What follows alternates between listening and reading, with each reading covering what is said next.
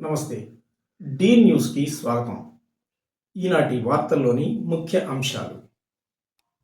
కనిగిరి మాజీ MLA comrade సూర పాపిరెడ్డి సేవలు మరువలేని అని సిపిఎం రాష్ట్ర నేత కొండారెడ్డి అన్నారు.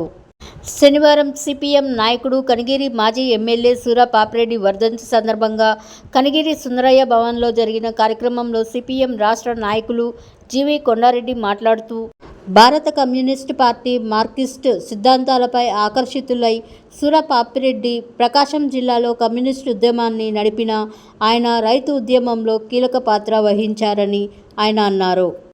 సూర పాపిరెడ్డి వర్ధంతి సభ పట్టణ కార్యదర్శి పిసి కేశవరావు అధ్యక్షతన జరిగింది.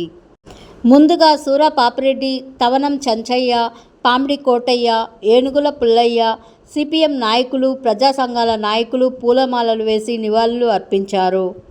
ఈ సందర్భంగా వారి సేవలను కొనియాడారు. అనంతరం రెడ్ బుక్ డే పురస్కరించుకొని స్టడీ సర్కిల్ను నిర్వహించారు. ఈ సందర్భంగా ముఖ్య అతిథులుగా హాజరైన సిపిఎం రాష్ట్ర నాయకులు జీవి కొండారెడ్డి మాట్లాడుతూ, ఎర్ర జెండాలను పట్టుకొని నిస్వార్థంగా ప్రజలకు సేవలందించిన మహనీయుల మార్గంలో అందరం పయనించాలి అని సూచించారు. అందరూ పుస్తక పఠనం పెంపొందించుకొని సమాజ మార్పుకు దోహదపడాలి అని సూచించారు.